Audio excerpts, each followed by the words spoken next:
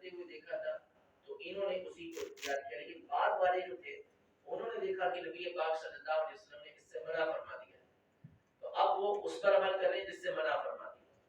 دونوں اپنی جگہ پر کیا ہے، وہ بھی نبی پاک صلی اللہ علیہ وسلم کے طریقہ کار کو اختیار کر رہے ہیں، یہ بھی نبی پاک صلی اللہ علیہ وسلم کے طریقہ کار کو اختیار کر رہے ہیں۔ اب جو پہلے معاملہ دیکھ کر گئے تھے، مثال کے طور پہ رفع یدین کو لے کہ نبی پاک صلی اللہ علیہ وسلم نے ابتدائی اسلام کے اندر رفع یدین کیا، یعنی آپ رکوع میں جاتے ہوئے ہاتھوں کو اٹھا رہے ہیں، سجدے میں جاتے ہوئے ہاتھوں کو اٹھا رہے ہیں، یہ کیا۔ اب جس صحابی رضی اللہ تعالی عنہ نے یہ بات دیکھی تو انہوں نے یہ کہا کہ نبی پاک صلی اللہ علیہ وسلم نے اس طرح کیا ہے، لیکن بعد میں نبی پاک صلی اللہ علیہ وسلم نے منع فرما دیا کہ نماز میں سکون اختیار کرو، اپنے ہاتھوں کو نہ اٹھاؤ، رفع یدین کرنے سے منع فرما دیا۔ اب جس نے یہ سن لیا وہ کیا کرے گا، نہیں کرے گا۔ تو اس طرح بعض فقہائے کرام کے نزدیک جب وہ حدیث پاک پہنچی کہ جس میں نبی پاک صلی اللہ علیہ وسلم نے مثال کے طور پر رفع یدین کیا تھا، جیسے امام شافعی انہوں نے اس کو اختیار کر لیا کہ یہ بات ٹھیک ہے، جبکہ امام اعظم تک وہ بات پہنچی کہ نبی پاک صلی اللہ علیہ وسلم پہلے کیا تھا، اب اس سے منع کر دیا، اور اتھینٹک ذریعے سے پہنچی، مضبوط ذریعے سے پہنچی تو انہوں نے قبول کر لیا، جبکہ امام شافعی تک وہ بات مضبوط ذریعے سے نہیں پہنچی، انہوں نے اس کو تسلیم نہیں کیا، لہذا وہ اس پر قائم رہے۔ تو یہ صحابہ کرام علیہ رضوان کے زمانے سے سلسلہ چلتا ہوا آ رہا ہے کہ کچھ صحابہ کچھ عمل کرتے تھے، کچھ صحابہ کچھ عمل کرتے تھے۔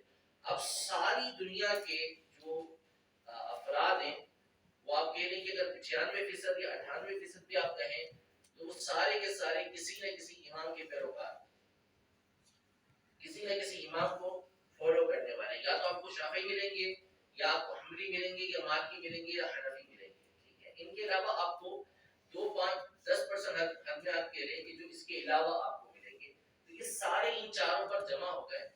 اس کے علاوہ جتنی بھی باتیں تھیں، ان چاروں مذاہب کے علاوہ جتنے بھی علماء کے مذاہب تھے وہ سارے کے سارے ختم ہو گئے، ان کے اصول، ان کے قاعدے، ان کے ضابطے یہ آگے پہنچے نہیں۔ امام اعظم ابو حنیفہ رحمۃ اللہ تعالی علیہ نے اپنی زندگی قرآن و حدیث کو سمجھنے میں گزاری، یہ بات تو ہم تسلیم کرتے ہیں۔ امام شافعی نے اپنی زندگی قرآن و حدیث کو سمجھنے کے اندر گزاری، 10 سال یا 20 سال امام شافعی نے عرب کے قبیلوں کے اندر اس لیے گزارے تاکہ ہم عربی سیکھیں۔ خود عربی تھے لیکن عربی کو مزید سیکھا اس لیے کہ تاکہ قرآن کو صحیح سمجھ سکیں، حدیثوں کو صحیح سمجھ سکیں۔ اتنا وقت ان تمام نے دین کو سیکھنے کے اندر گزارا، پھر انہوں نے قرآن و حدیث کی روشنی کے اندر کچھ اصول بنائے، کچھ ضابطے بنائے۔ تو یہ صرف 4 نہیں تھے، بہت سونے اس طرح کے اصول اور ضابطے بنائے، لیکن باقی تمام کے اصول اور ضابطے ختم ہو گئے۔ اب ان چاروں کے وہ ضابطے باقی ہیں، اصول باقی ہیں جو قرآن و حدیث کی روشنی کے اندر ہے۔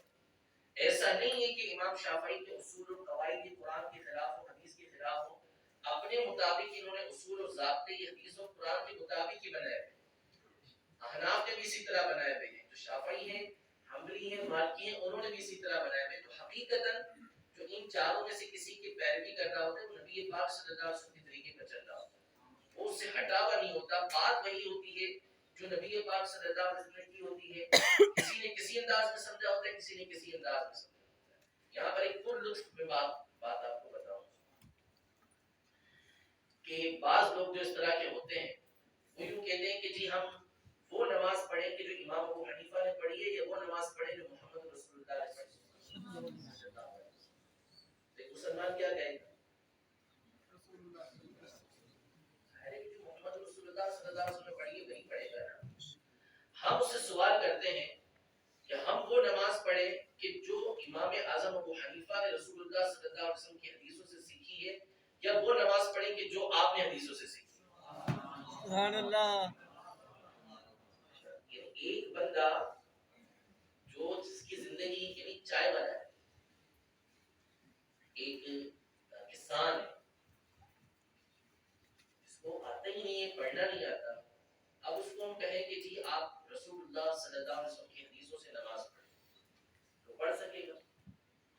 آپ ماشاءاللہ اتنے پڑھے لکھے افراد موجود ہیں، پروفیشنلز ہیں، آپ لوگ، کوئی انجینئر ہے، کوئی ڈاکٹر ہے، تو کوئی پتہ نہیں کہاں مینیجر ہوگا، تو کہاں مینیجر ہوگا۔ میں آپ سے یہ پوچھوں کہ آپ رکوع کی تسبیح پڑھتے ہیں کوئی مجھے بتا دیں کہ اس کا حوالہ کہاں پر ہے. آپ اتنے پڑھے لکھے لوگ ہیں, میں آپ سے پوچھوں کہ آپ بتا دیں کہاں پر ہے, آپ بتا سکیں گے؟ نہیں بتا سکیں. شاید کوئی ہو کہ کوئی بتا دے, وہ بھی اتفاق سے اس نے کبھی پڑھ لیا تو اسے یہ پتہ چل جائے. تو جب آپ جیسی ہستیاں پڑھے لکھے لوگ اس پر قادر نہیں ہیں تو پھر ایک عام بندہ اس پر کیسے قادر ہو سکتا ہے؟ یعنی اس کو لازمی ہوگا کہ کسی نہ کسی امام کے پیچھے چلے. اگر امام اعظم ابو حنیفہ کے پیچھے نہیں چلے گا تو پھر کسی انجینئر کے